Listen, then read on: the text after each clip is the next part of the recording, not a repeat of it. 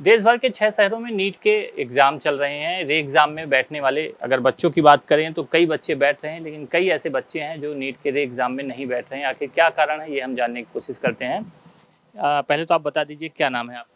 मेरा नाम मौली अग्रवाल है, दल्ली राजरा, डिस्ट्रिक्ट बालोद, छत्तीसगढ़ से। तो कौन-सा अटेम्प्ट था आपका और कितने नंबर आए थे आपके? सर, ये मेरा पहला अटेम्प्ट था और बिना ग्रेस मार्क्स के मेरे मार्क्स 631 आ रहे हैं। कितना ग्रेस मार्क मिला था? मुझे 52 ग्रेस मार्क्स मिला था, जिससे मेरा स्कोर 683 बन रहा था। तो कहाँ आपका एग्ज़ामिनेशन सेंटर था और क्या प्रॉब्लम वहाँ आई थी तो ग्रेस मार्क मिला था? मेरा एग्ज़ाम सेंटर था बालोद, छत्तीसगढ़, आदर्श बॉयज़ स्कूल। वहाँ पे सर प्रॉब्लम ये हुई थी कि शायद 2 पेपर आते हैं ऊपर से, उसमें से जो बैकअप प्लान वाला पेपर था, जो कि एक्सिस बैंक में रखा हुआ था या ऐसा कुछ था, वो वाला पेपर हमको पहले पकड़ा दिया गया था और वो वाला नहीं जो कि पूरे देश में दिया गया था। तो हमको 2 बजे वो पेपर पकड़ा दिया गया, 2 बजे हमने वो पेपर सॉल्व करना चालू किया, लगभग 2 बज के 40-45 मिनट के आसपास वो आए और हमको एक दूसरा पेपर प्रोवाइड किया और बोले इसको भी सॉल्व करना है। हमने बोला ऐसा थोड़ी ना होता है, दोनों क्वेश्चन पेपर को देखा तो दोनों में 2-200 क्वेश्चन और सारे क्वेश्चंस अलग। पहले एक बार के लिए लग रहा था कि शायद सेट अलग होगा पर क्वेश्चन सेम होंगे, पर नहीं, सारे क्वेश्चंस अलग थे दोनों पेपर के।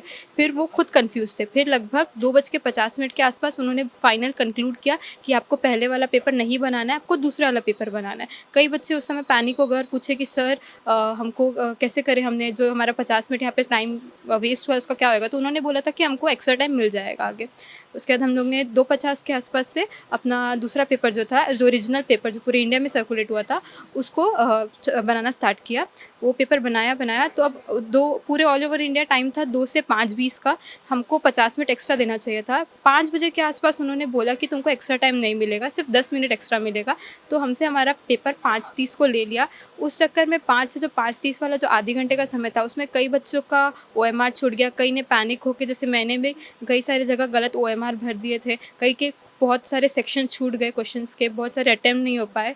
तो ऐसे करके बहुत सारे स्टूडेंट्स का टाइम लॉस की वजह से पेपर अच्छा तो नहीं। जो वो पेपर था, तो पेपर तुम देखी होगी, तुमको क्या लग रहा था? 720 में तुम कर सकती थी क्वेश्चन अगर पर्याप्त टाइम मिलता तुमको तो? जी सर, एक्चुअली मेरी तैयारी मैंने कोटा से तैयारी की है अपने 2 साल तक 11th-12th में, ये मेरा पहला ही अटेम्प्ट था।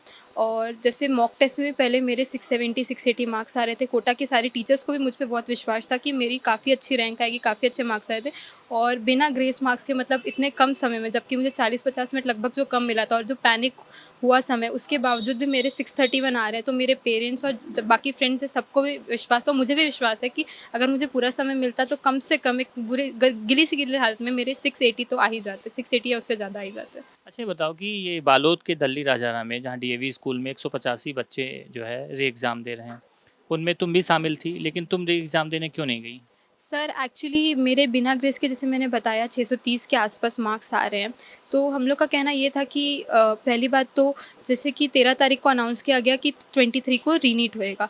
तो 10 दिन में एकदम से प्रिपेयर करना, इतना बड़ा सिलेबस 80-90 चैप्टर्स का, वो बहुत बड़ी, मतलब एक पैनिक सिचुएशन हो जाती मेरे लिए भी और मेरे घर वालों के लिए भी।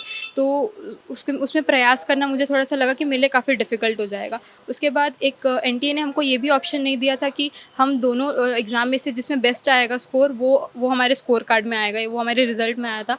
तो हमको ऐसा लगने लगा कि एटलीस्ट अभी हमारे पास 631 तो है मार्क्स, तो अगर मेरे इसमें कम हो गए क्योंकि लैक ऑफ प्रिपरेशन, क्योंकि क्या है ना सर, 1.5 महीने से पढ़ाई का फ्लो रुक गया था। 5 मई के बाद ये सब जो हुआ था उसके कारण पूरा पढ़ाई का फ्लो रुक गया था। हमको तो लगा था कि हाँ, एक बार एग्ज़ाम तो दे दिया, अभी कुछ भी अच्छा डिसीज़न आएगा। ग्रेस मार्क्स का डिसीज़न मेरे पक्ष में ही था, क्योंकि मुझे लगा जितना 683 मेरा आया था, आई डिज़र्व दैट, और वो सही डिसीज़न था मेरे हिसाब से, क्योंकि मेरे टाइम का अगर वेस्ट नहीं होता तो मेरे उससे या उस उतने तो कम से कम आते ही मार्क्स। और फिर इसीलिए इस डर से कि वो 631 मार्क्स है वो भी लूज़ ना हो जाए, इसलिए मैंने नहीं दिया। मतलब कुल मिला के टाइम भी कम था और कहीं न कहीं दिमाग में चल रहा था, मानसिक तनाव भी कितने कम समय में कैसे आएँगे, कहीं कम हो गए नंबर, तो ये सब चीज़ें भी चल रही थी। हाँ, वो तो था ही, पैनिक होने के कारण कुछ क्वेश्चंस गलत भी लगा लिए, बट ये है कि अगर पूरा-पूरा मुझे समय मिलता तो मेरे टीचर्स भी बोलते हैं और मैं, मतलब मेरे को भी विश्वास है कि मेरे मार्क्स 700 तक टच कर जाते।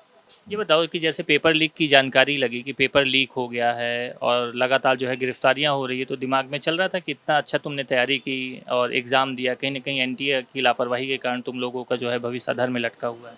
जी सर, ये दिमाग में बहुत बार ख़्याल आता है क्योंकि 2 साल अपने पेरेंट्स से, अपनी फ़ैमिली से दूर रह के, सारे अच्छे इवेंट्स मिस करके, अपनी फ़ैमिली को मिस करके वहाँ पे पढ़ना, एक अकेला बच्चा, जैसे मैंने कोटा से तैयारी करी है, 2 साल वहाँ पे रह के, बहुत ही डिफ़िकल्ट लाइफ़ होती है। रोज़ उठना, रोज़ पढ़ना, जो 2 साल मैंने एवरीडे मेहनत करी है, उसका एक साथ एक रिज़ल्ट आना था 5 मई को, जिस दिन मेरे साथ इतना कुछ हो जाता है, जो कि एक रोलर कोस्टर से कम नहीं है कि हम जो भी कुछ के थ्रू जा रहे हैं, बहुत डिफ़िकल्ट है।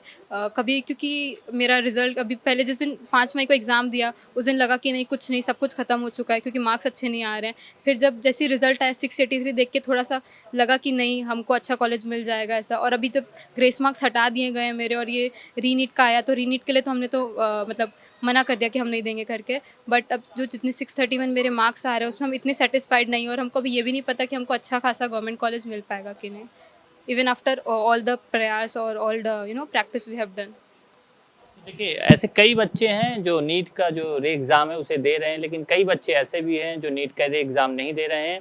कहीं न कहीं तनाव की स्थिति में गुजर रहे हैं और कह रहे हैं कि जो वक़्त मिलना चाहिए तैयारी के लिए वो वक़्त नहीं मिला। इसलिए जो पहले के ही नंबर्स हैं उसमें से भले सरकार ग्रेस मार्क्स हटा ले, लेकिन जो है स्थिति उनकी भी तनावपूर्ण है। उनके साथ उनके परिवार वाले भी जो है कहीं न कहीं तनाव की स्थिति में हैं।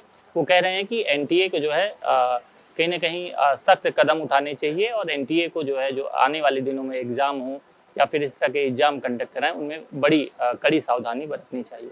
कैमरा पर्सन होरीलाल के साथ जयप्रकाश त्रिपाठी, एबीपी न्यूज़ बालोद।